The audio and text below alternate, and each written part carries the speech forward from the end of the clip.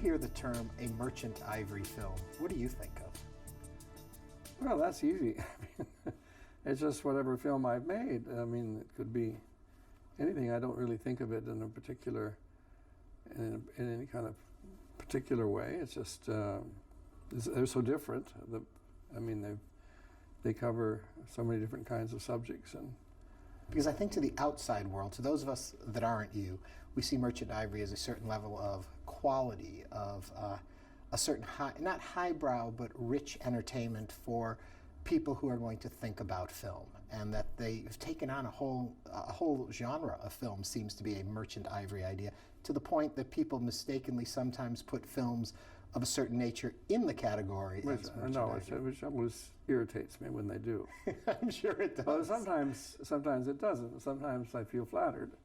Yeah. But, well, I know what you mean. I mean, our films they start out with a very literate script always, and they have usually great production value because we've always hired the very best cameramen and set designers and costume designers and that kind of thing. They're generally quite well acted. You know, there are some exceptions when someone's disappointed us or I might have disappointed them and they're not giving their best. And then there's something that, of course, that comes from me. I don't know quite what that is, but I mean, it's either there or, I mean, it's there in my films. It's always wanted to be a storyteller of some sort? Not always. I started out imagining that I would work in films as a set designer. That was really my first ambition before I even went to college. And I went to architecture school at the University of Oregon with that in mind. An architect that I asked advice of, I said, you know, if I wanted to become a set designer, what would you recommend for me to do? And I was about 16 then, and he said, well, he knew I would soon be going to college, and he said, well, go to an architecture school if you can, which I did. And after a while, I decided that while I was in college, that probably I'd want to do more than just be a set designer. Mm-hmm. Not that set designing isn't a terrific occupation in art, but I thought I'd probably want to do something more, and that's probably when the storytelling idea came in. It makes such sense, knowing your body of work, when you say about the architecture, because of the structure and the balance and the thought in framing a scene and all of that, then you can see those disciplines working out there. I think so, and I've always, but it's also, I've always been interested in architecture. Yeah. And in buildings. I just have been, and since I was really a child and a small child. But yes, there's a logic and a form. It's, yeah. You might say it's architectural, I guess. So. Early on, you'd made a student film that actually got listed as one of the 10 best films. It was a student film, correct? Well, 10 best. It was one of the 10 best documentaries of that particular year, which was 1957. That was the New York Times. They used to make 10, they would have a 10 best list of features, and then they had a 10 best list for films that weren't entertainment or feature films, but could be documentaries. At that point, did you know then this was it? This was where you were going, this was going to be your career? Well, I mean, I was in the, I mean, I was doing what I wanted to do, which was make these documentaries at that time. And I made a third one. That was my first Indian film. And while I was making that, I then met Ismail Merchant. And he wanted to make feature films in India, in the English language, which would be released outside India. He wanted to make modern, up-to-date stories about India in English, which had never been done before in India. And he asked me to direct the first of those, which was The Householder, based on Ruth Myles' fourth novel. I have something for you. It's in my pocket. Go and see. And I said, sure. not knowing really what I was jumping into. I had never, I mean, I didn't know what was directing a feature film was going to be. I never really thought about it very much. In fact, I didn't really even know what a feature film director did or a producer did. I had done everything myself, and so I had to learn everything with that at the beginning, and really with that film. Was it hard to raise money to do it? That I'm thinking, film? yeah, here's something that they haven't done really before or had any success No, with. I mean, it didn't seem all that hard. We raised some money locally, and Ismail had some friends in Bombay who were actually theater owners, and they had had a huge hit with a Columbia film called The Guns of Navarone, Yeah. and they put some of their profits into the film, and my father came up with some money, and we raised some other money here and there, and so yeah, we had the money. Have you looked back on that film anytime recently? Not the more recently, but I from time to time I do see it. When you watch your films back, what are you looking for or at, or are you at a point where you just see them? Well, I'm dreading the things that come up that I don't like, and I'm looking forward to the things that I do like. And the things that I do like, which may only last like a minute and a half, 2 minutes, something of the sort, I think, and I still like them very much. And I think, well, I did that. Nobody else did it, and it's my work, and I'm pleased. It's like that. But I rarely have that feeling about a whole film. I mean, later on when I made some films which you could say are more accomplished and more complicated and have more depth and so on, later on I guess I was able to think about a whole film in that way and think, well, I made that. And when you're working, are you thinking about it as a whole complete piece, or are you thinking at each individual moment how to capture it? When you look at it, I don't really, I'm not a sort of person that really does think like that. It's more a piecemeal situation. But when I'm working, particularly when we're shooting a film, and then later on when we're putting it together and editing it, and adding things to it, like music and so forth, I'm aware of what is wrong or what doesn't belong there. I mean, it's an art of keeping things out. yeah. It's an art of subtraction as much as one of addition. The more you do, the more films you make, are you able to then know what those are going to be before you get into it? Still? No. Mm-mm. What do you think it is? How come it comes out when Well, you see it I trust visually? myself. I'm confident with what I do, and I know there are certain ways to achieve certain ends, and I do that after many years of making films. But no, I don't really see it yet as a whole until probably the first time we have a first cut, and then I get an idea of what I have. Yeah. But as I say, I'm always aware of what should not be there, as well as what has to be there. Right. To make a good film, to make a film worthy of your name on it, what does have to be there?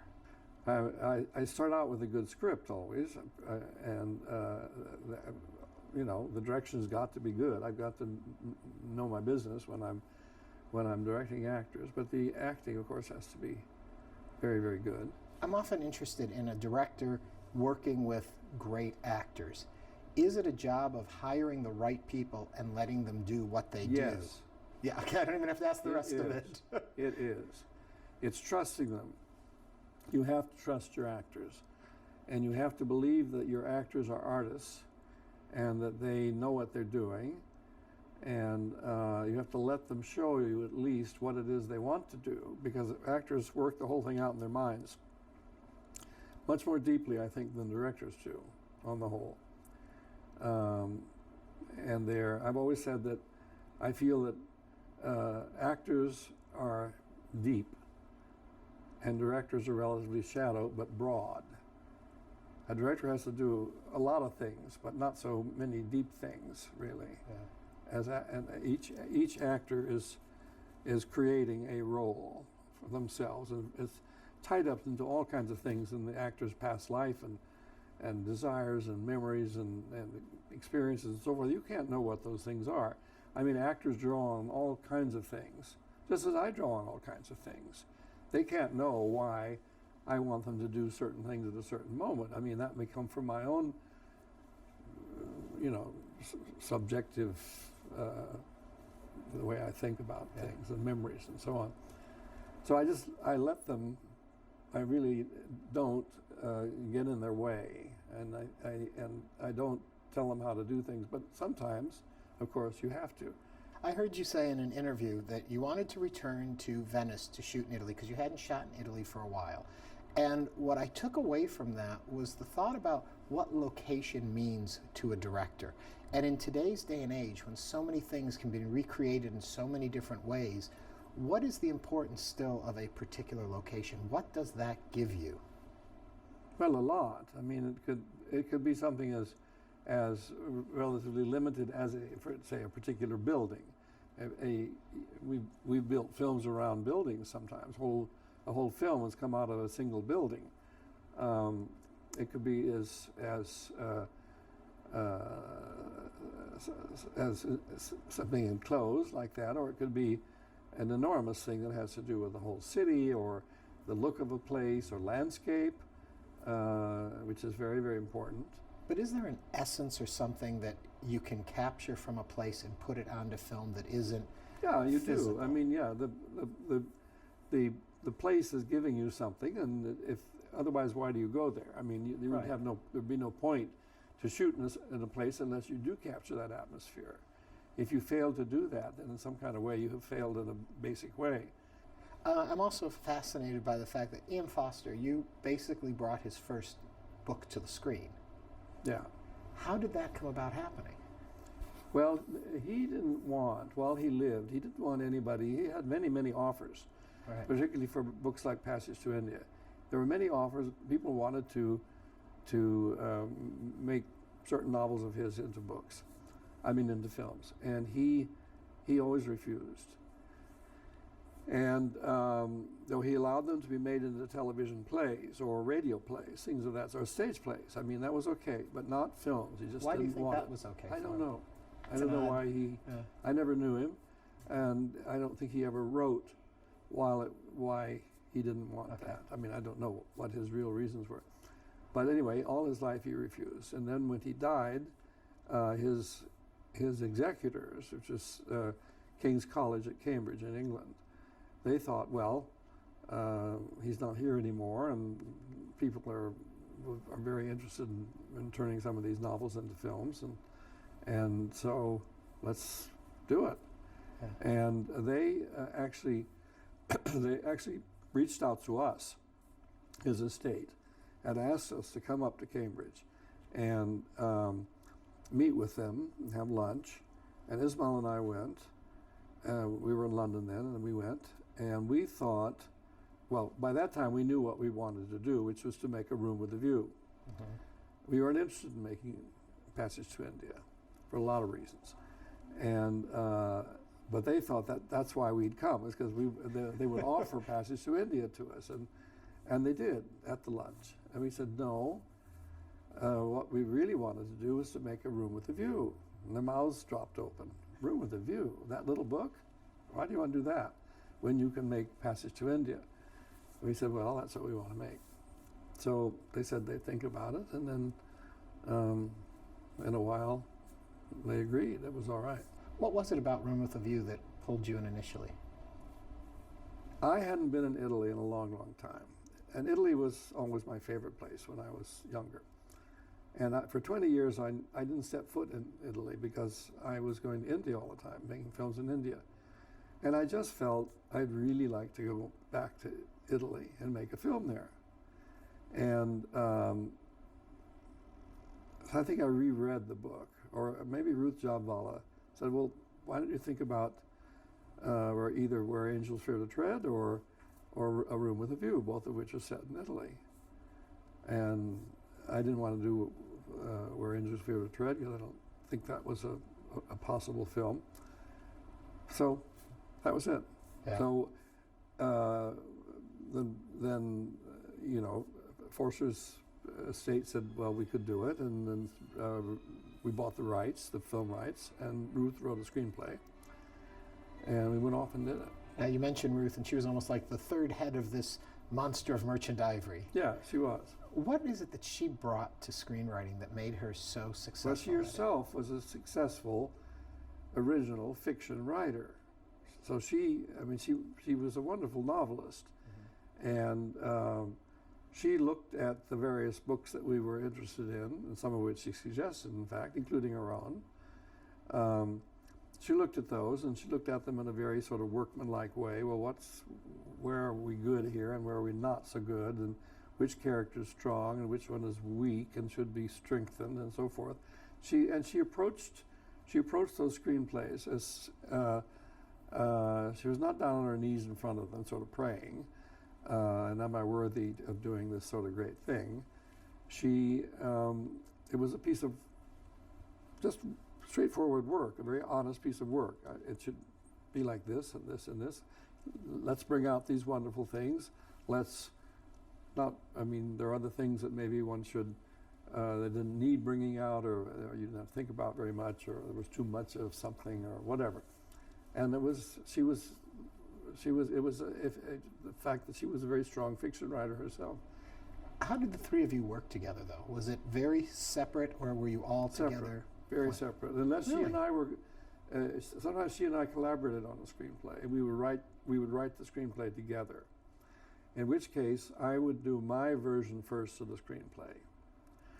Say it was based on a book, and I would do my version first, and then I would give her what I had done.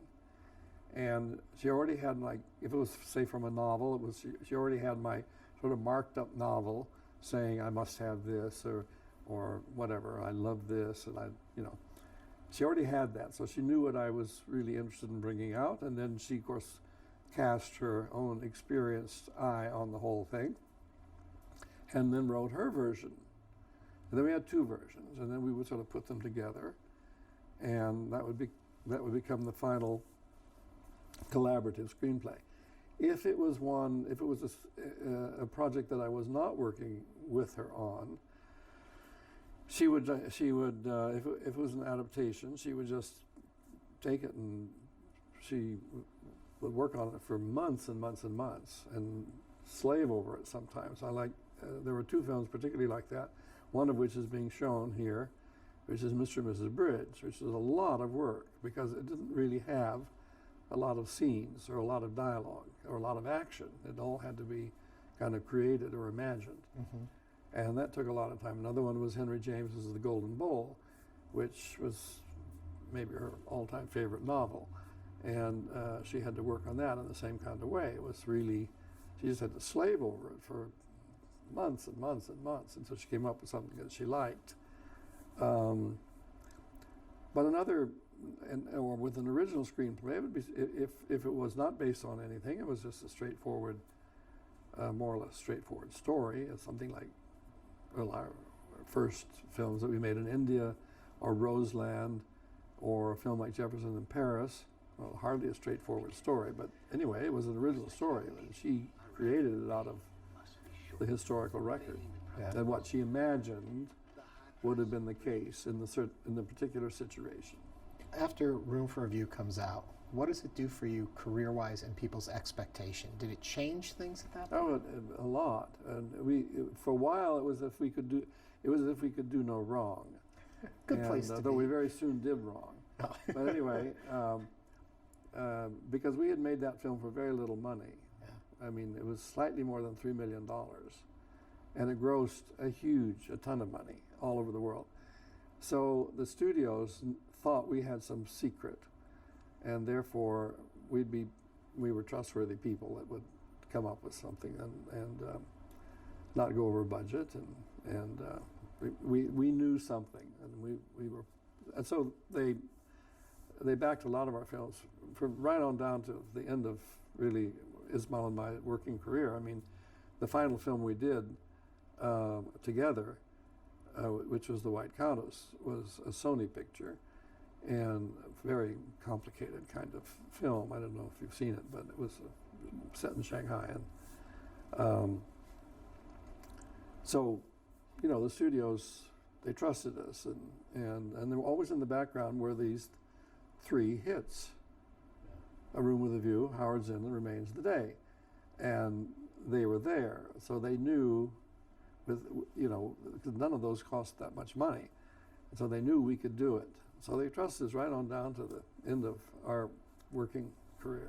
Did the success of those 3 films, though, kind of pigeonhole you almost? Did it make people have a harder time grasping you could do other things? Even though you had this breadth of work, this body of work, those 3 were such tent poles. Well, you know, we were doing very different things. Say after Remains of the Day, quite different kinds of stories, but they always seemed to think we could do it, and we could always attract big actors. That's the thing you have to have. You're not going to make a film with a studio on the whole usually if you don't have 1 or 2 name actors, and we could always attract those. If those 3 earlier films hadn't been made, do you think things like... I think things would have been very different. do you think things like Downton Abbey would be around today? Oh, probably it would be. Yeah. I think it would be in there anyway. Don't you feel a little of the responsibility of it? I think I feel finding irritation. Oh. I feel irritation because I hear really what seems very, suspiciously like our music sometimes. I hope I don't get sued saying this. I do feel that, and no, Downton Abbey is it's a whole thing that people adore. I don't understand quite why it is so liked in this country, because if you analyze it, what is it about really? It's about cruelty and extreme snobbery, and why that fascinates Americans so much is I don't know why. Yeah. It really all the episodes in those in the various bits of, you know, in every one of the sections of has to do with some personal kind of, like an insult of someone on a higher social level to someone on a lower social level, or kind of an actual cruelty to those people. I mean, not allowing them to do this or that, or to sit at the same table, or God knows what. And why are Americans so obsessed and fascinated and enthralled by this 3 years of cruelty and snobbery? I don't know why. Which makes me wonder, when you are looking at what you're going to do, what you're going to put out there, do you take time to think about where is the audience in general at that point? What are their tastes? You have to think about who your audience is going to be. I mean, you may let them down, or you may not, but you have to.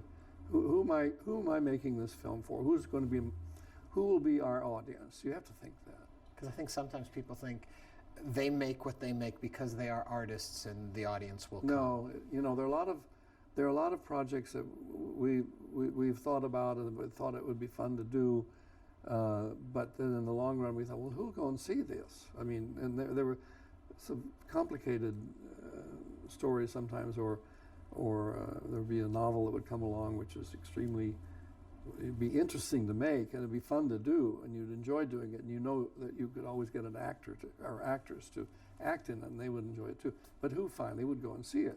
Yeah. You have to think like that. Are there those novels that just got away, those stories you wanted to tell that you didn't? On the whole, not. No, Not really? pretty much not. No. We pretty much made what we wanted to make. Yeah. There were some contemporary novels that came out that I liked very much, but we could never get the rights to them. Really? Yeah. Has the business... the rights they'd been bought by somebody and they were going to make it into a film, and then they just never did. And they held on to it. They would not allow us, for instance, to come in and make the film with them or produce it with them. But they just held on to those. And Yeah. I read somewhere that you hold a Guinness Book of World Records. you know, I've never seen the Guinness Book, and no one's ever bothered to show me this. But have you heard this turn to too? the page that says, yeah, I've heard about that again and again, that we're the longest running, you know, independent film team. which I'm not surprised. I mean, we went for 50 years. It'd be hard to beat that record. Yeah. There were 3 of us, so. But no, I've never actually seen that printed on a page. Was it a fun ride? Yeah, absolutely. Sure. Yeah. Of course. To people who are out there that want to get into film and think that that's what they want to make from their life's work, what would you say to them? What advice? Well, it really has to be your life's work. I mean, and you have to live that. You have to live your films if you're going to make them. They are your life's work. They are your life. Yeah. And you've really got to have that commitment. Well, we've seen so much more because of that life and the work you've done. Thank you so much for all you've given us. You're welcome. James Ivory.